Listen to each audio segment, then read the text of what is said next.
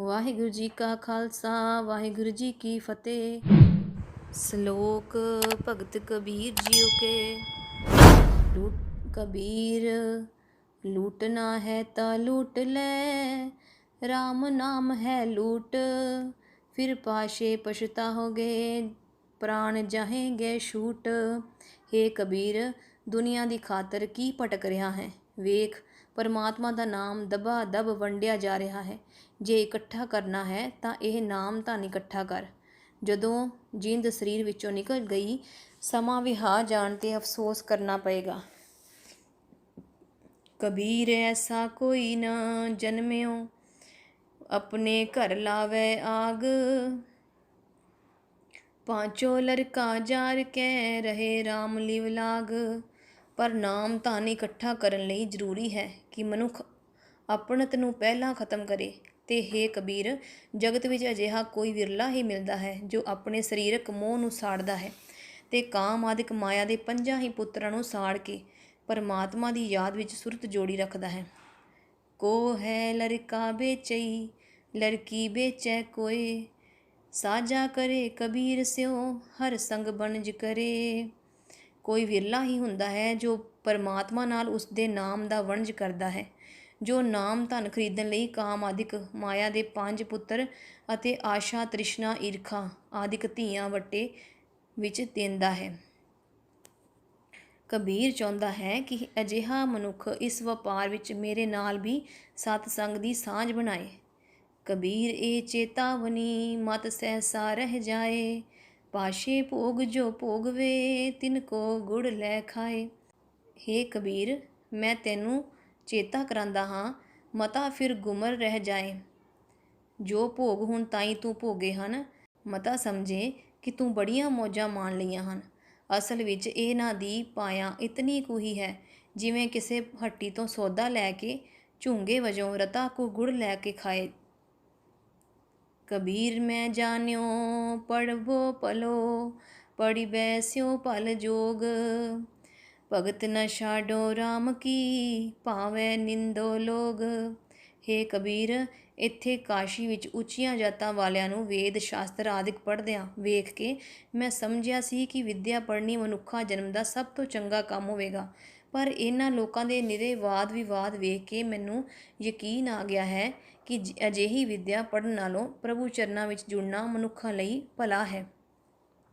ਸੋ ਇਸ ਗੱਲੋਂ ਜਗਤ ਬੇਸ਼ੱਕ ਮੈਨੂੰ ਮਾੜਾ ਪਿਆ ਆਖੇ, ਮੈਂ ਵਿੱਦਿਆ ਦੇ ਵੱਟੇ ਵੀ ਪਰਮਾਤਮਾ ਦੀ ਭਗਤੀ ਨਹੀਂ ਛੱਡਾਂਗਾ। ਕਬੀਰ ਲੋਗ ਕੇ ਨਿੰਦੇ ਬਪੁੜਾ, ਜਿਹ ਮਨ ਨਾਹੀ ਗਿਆਨ। ਰਾਮ ਕਬੀਰਾ ਰਵ ਰਹੇ, ਅਵਰਤ ਜੇ ਸਭ ਕਾਮ। ਅੰਦਰ ਇਹ ਸੂਝ, ਹੇ ਕਬੀਰ, ਜਿਸ ਮਨੁੱਖ ਦੇ ਅੰਦਰ ਇਹ ਸੂਝ ਨਹੀਂ ਹੈ ਕਿ ਵਿੱਦਿਆ ਦੇ ਟਾਕਰੇ ਤੇ ਪ੍ਰਭੂ ਦੀ ਭਗਤੀ ਕਿਤਨੀ ਵੱਡਮੁੱਲੀ ਦਾਤ ਹੈ, ਉਹ ਮਨੁੱਖ ਜੇ ਮੇਰੀ ਇਸ ਚੋਣ ਤੇ ਮੈਨੂੰ ਮਾੜਾ ਆਖੇ ਤਾਂ ਉਸ ਮਨੁੱਖ ਦੇ ਇਹ ਨਿੰਦਾ ਕਰਨ ਦਾ ਕੋਈ ਅਰਥ ਨਹੀਂ ਹੈ। ਸੋ ਕਬੀਰ ਅਜਿਹੇ ਬੰਦਿਆਂ ਦੀ ਇਸ ਦੰਦ ਕਥਾ ਦੀ ਪਰਵਾਹ ਨਹੀਂ ਕਰਦਾ ਤੇ ਪਰਮਾਤਮਾ ਦਾ ਸਿਮਰਨ ਕਰ ਰਿਹਾ ਹਾਂ ਅਤੇ ਹੋਰ ਸਾਰੇ ਕੰਮਾਂ ਦੇ ਮੋਹ ਦਾ ਤਿਆਗ ਕਰ ਰਿਹਾ ਹਾਂ। ਕਬੀਰ ਪਰਦੇਸੀ ਕੈ ਘਾਗਰੇ, ਚੌਦਿਸ ਲਾਗੀ ਆਗ। ਖਿੰਥਾ ਜਲ ਕੋਇਲਾ ਪਈ, ਤਾਗੇ ਆਂਚ ਨ ਲਾਗ। ਇਸ ਪਰਦੇਸੀ ਜੀਵ ਦੇ ਗਿਆਨ ਇੰਦਰੀਆਂ ਨੂੰ ਹਰ ਪਾਸੇ ਵੱਲੋਂ ਵਿਕਾਰਾਂ ਦੀ ਅੱਗ ਲੱਗੀ ਹੋਈ ਹੈ। ਜੋ ਪਰਦੇਸੀ ਜੋਗੀ ਬੇਪਰਵਾਹ ਹੋ ਗਏ ਇਸ ਜੱਗ ਦਾ ਨਿੱਘ ਮਾਣਦਾ ਰਿਹਾ, ਉਸ ਦੀ ਸਰੀਰ ਗੋਦੜੀ ਵਿਕਾਰਾਂ ਦੀ ਅੱਗ ਵਿੱਚ ਸੜ ਕੇ ਕੋਲੇ ਹੋ ਗਈ। ਪਰ ਜਿਸ ਪਰਦੇਸੀ ਜੋਗੀ ਨੇ ਇਸ ਗੋਦੜੀ ਦੇ ਧਾਗੇ ਦਾ ਇਸ ਸਰੀਰ ਵਿੱਚ ਵਸਦੀ ਜਿੰਦ ਦਾ ਖਿਆਲ ਰੱਖਿਆ ਤੇ ਵਿਕਾਰ ਅਗਨੀ ਦੇ ਨਿੱਘ ਦਾ ਸਵਾਦ ਮਾਣਨ ਤੋਂ ਸੰਕੋਚ ਕੀਤਾ ਰੱਖਿਆ, ਉਸ ਦੀ ਆਤਮਾ ਨੂੰ ਇਹਨਾਂ ਵਿਕਾਰਾਂ ਦੀ ਅੱਗ ਦਾ ਸੇਕ ਵੀ ਨਾ ਲੱਗਾ, ਭਾਵ ਉਹ ਇਸ ਬਲ ਦੀ ਅੱਗ ਵਿੱਚੋਂ ਬਚ ਗਿਆ। ਕਬੀਰ ਖਿੰਥਾ ਜਲ ਕੋਇਲਾ ਪਈ, ਖਾਪਰ ਫੂਟ ਮਫੂਟ। ਜੋਗੀ ਬਪੁੜਾ ਖੇਲਿਓ, ਆਸਨ ਰਹੀ ਵਿਭੂਤ। ਹੇ ਕਬੀਰ, ਵਿਕਾਰਾਂ ਦੀ ਅੱਗ ਵਿੱਚ ਪੈ ਕੇ ਜਿਸ ਬਦਨਸੀਬ ਜੀਵ ਜੋਗੀ ਦੀ ਸਰੀਰ ਗੋਦੜੀ ਸੜ ਕੇ ਕੋਲਾ ਹੋ ਗਈ ਤੇ ਜਿਸ ਦਾ ਮਨ ਖੱਪਰ ਦਰ ਦਰ ਤੋਂ ਵਾਸਨਾ ਦੀ ਪਿੱਛਿਆ ਹੀ ਇਕੱਠੀ ਕਰਦਾ ਰਿਹਾ, ਉਹ ਮੰਦਭਾਗੀ ਜੀਵ ਜੋਗੀ ਮਨੁੱਖਾ ਜਨਮ ਦੀ ਖੇਡ ਉਜਾੜ ਕੇ ਹੀ ਜਾਂਦਾ ਹੈ। ਉਸ ਦੇ ਪੱਲੇ ਖੇ ਖੁਆਰੀ ਹੀ ਪੈਂਦੀ ਹੈ। कबीर थोरे जल माछली, चीवर मेल्यो जाल। ए टोगने न छूट सह, फिर कर समुंद समाल। हे कबीर, थोड़े पानी ਵਿੱਚ ਮੱਛੀ ਰਹਿੰਦੀ ਹੋਵੇ ਤਾਂ ਝਿਊਰ ਆ ਕੇ ਜਾਲ ਪਾ ਲੈਂਦਾ ਹੈ। ਤਿਵੇਂ ਜੇ ਜੀਵ ਦੁਨਿਆਵੀ ਭੋਗ ਵਿਦਿਆ ਧਨ ਆਦਿਕ ਨੂੰ ਆਪਣੇ ਜੀਵਨ ਦਾ ਆਸਰਾ ਬਣਾ ਲਏ ਤਾਂ ਮਾਇਆ ਦੇ ਪੰਚੋਂ ਲਰਕਾ ਆਸਾਨੀ ਨਾਲ ਹੀ ਗ੍ਰਸ ਲੈਂਦੇ ਹਨ। ਹੇ ਮੱਛੀ, ਇਸ ਟੋਏ ਵਿੱਚ ਰਹਿ ਕੇ ਤੂੰ ਝਿਊਰ ਦੇ ਜਾਲ ਤੋਂ ਬਚ ਨਹੀਂ ਸਕਦੀ। ਜੇ ਬਚਣਾ ਹੈ ਤਾਂ ਸਮੁੰਦਰ ਲੱਭ। ਹੇ ਜਿੰਦੇ, ਇਹਨਾਂ ਭੋਗ ਪਦਾਰਥਾਂ ਨੂੰ ਆਸਰਾ ਬਣਾਇਆ ਤੂੰ ਕਾਮਾਤਿਕ ਦੀ ਮਾਰ ਤੋਂ ਬਚ ਨਹੀਂ ਸਕਦੀ। ਇਹ ਹੋਸ਼ੇ ਆਸਰੇ ਛੱਡ ਤੇ ਪਰਮਾਤਮਾ ਨੂੰ ਲੱਭ। ਕਬੀਰ ਸਮੁੰਦ ਨ ਛੋਡੀਐ, ਜੋ ਅਤ ਖਾਰੋ ਹੋਏ। ਪੋਖਰ ਪੋਖਰ ਢੂੰਡਤੇ, ਭਲੋ ਨ ਕਹੇ ਹੈ ਕੋਏ। ਹੇ ਕਬੀਰ, ਸਮੁੰਦਰ ਨਾ ਛੱਡੀਏ, ਚਾਹੇ ਉਸ ਦਾ ਪਾਣੀ ਬੜਾ ਹੀ ਖਾਰਾ ਹੋਵੇ। ਨਿੱਕੇ ਨਿੱਕੇ ਛੱਪੜਾਂ ਵਿੱਚ ਜਿੰਦ ਦਾ ਆਸਰਾ ਢੂੰਡਿਆ ਕੋਈ ਨਹੀਂ ਆਖਦਾ ਕਿ ਇਹ ਕੰਮ ਚੰਗਾ ਹੈ। ਕਬੀਰ ਨਿਗੁਸਾਏ ਬਹਿ ਗਏ, ਥਾਂਗੀ ਨਾਹੀ ਕੋਏ। ਦੀਨ ਗਰੀਬੀ ਆਪਣੀ, ਕਰਤੇ ਹੋਏ ਸੋ ਹੋਏ। ਹੇ ਕਬੀਰ, ਇਹ ਸੰਸਾਰ ਮਾਨੋ ਸਮੁੰਦਰ ਹੈ, ਜਿਸ ਵਿੱਚੋਂ ਦੀ ਜੀਵਾਂ ਦੇ ਜ਼ਿੰਦਗੀ ਦੇ ਬੇੜੇ ਤਰ ਕੇ ਲੰਘ ਰਹੇ ਹਨ। ਪਰ ਜੋ ਬੇੜੇ ਨਿਖਸਮੇ ਹੁੰਦੇ ਹਨ, ਉਹਨਾਂ ਉੱਤੇ ਕੋਈ ਗੁਰੂ ਮਲਾਹ ਨਹੀਂ ਹੁੰਦਾ, ਉਹ ਡੁੱਬ ਜਾਂਦੇ ਹਨ।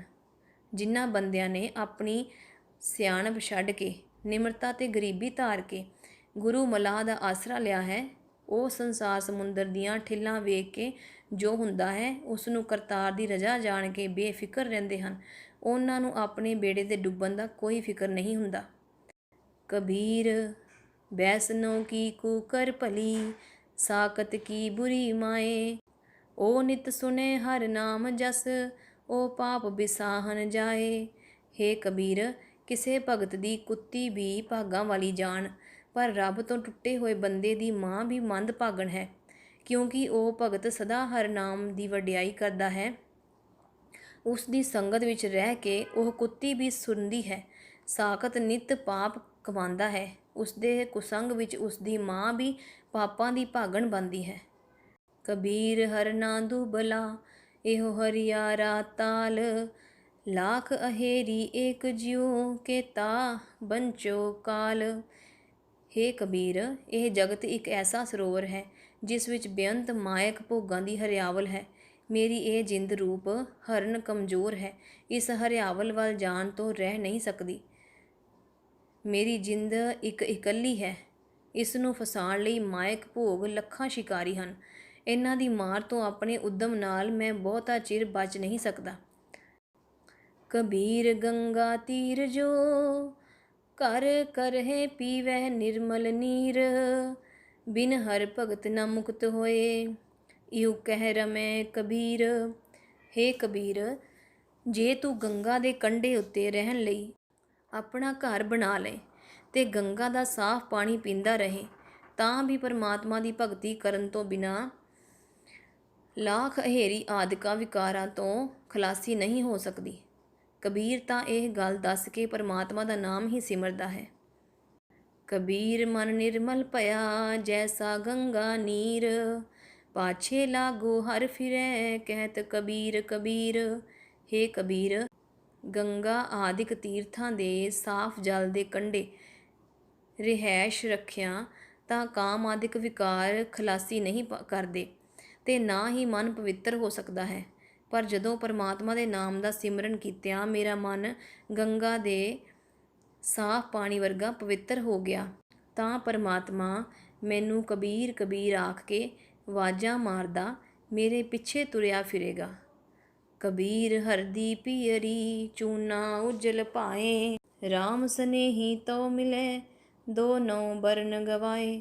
ਹੇ ਕਬੀਰ, ਹਲਦੀ ਪੀਲੇ ਰੰਗ ਦੀ ਹੁੰਦੀ ਹੈ, ਚੂਨਾ ਸਫੇਦ ਰੰਗ ਹੁੰਦਾ ਹੈ, ਪਰ ਜਦੋਂ ਇਹ ਦੋਵੇਂ ਮਿਲਦੇ ਹਨ ਤਾਂ ਦੋਹਾਂ ਦਾ ਰੰਗ ਦੂਰ ਹੋ ਜਾਂਦਾ ਹੈ ਤੇ ਲਾਲ ਰੰਗ ਪੈਦਾ ਹੋ ਜਾਂਦਾ ਹੈ। ਇਸੇ ਤਰ੍ਹਾਂ ਪਰਮਾਤਮਾ ਨਾਲ ਪਿਆਰ ਕਰਨ ਵਾਲਾ ਮਨੁੱਖ ਪਰਮਾਤਮਾ ਨੂੰ ਤਦੋਂ ਮਿਲਿਆ ਸਮਝੋ ਜਦੋਂ ਮਨੁੱਖ ਉੱਚੀ ਨੀਵੀਂ ਦੋਵੇਂ ਜਾਤੀਆਂ ਦਾ ਵਿਤਕਰਾ ਮਿਟਾ ਦਿੰਦਾ ਹੈ ਤੇ ਉਸ ਦੇ ਅੰਦਰ ਸਭ ਜੀਵਾਂ ਵਿੱਚ ਇੱਕ ਪ੍ਰਭੂ ਦੀ ਜੋਤ ਹੀ ਵੇਖਣ ਦੀ ਸੂਝ ਪੈਦਾ ਹੋ ਜਾਂਦੀ ਹੈ। ਕਬੀਰ ਹਰਦੀ ਪੀਰਤਨ ਹਰੇ ਚੂਨ ਚਿਹਨ ਨਾ ਰਹਾਏ, ਬਲਿਹਾਰੀ ਇਹ ਪ੍ਰੀਤ ਕੋ ਜਹ ਜਾਤ ਬਰਨ ਕੁਲ ਜਾਏ। ਹੇ ਕਬੀਰ, ਜਦੋਂ ਹਲਦੀ ਤੇ ਚੂਨਾ ਮਿਲਦੇ ਹਨ ਤਾਂ ਹਲਦੀ ਆਪਣਾ ਪੀਲਾ ਰੰਗ ਛੱਡ ਦਿੰਦੀ ਹੈ, ਚੂਨੇ ਦਾ ਚਿੱਟਾ ਰੰਗ ਨਹੀਂ ਰਹਿੰਦਾ। ਇਸੇ ਤਰ੍ਹਾਂ ਸਿਮਰਨ ਦੀ ਬਰਕਤ ਨਾਲ ਨੀਵੀਂ ਜਾਤ ਵਾਲੇ ਮਨੁੱਖ ਦੇ ਅੰਦਰੋਂ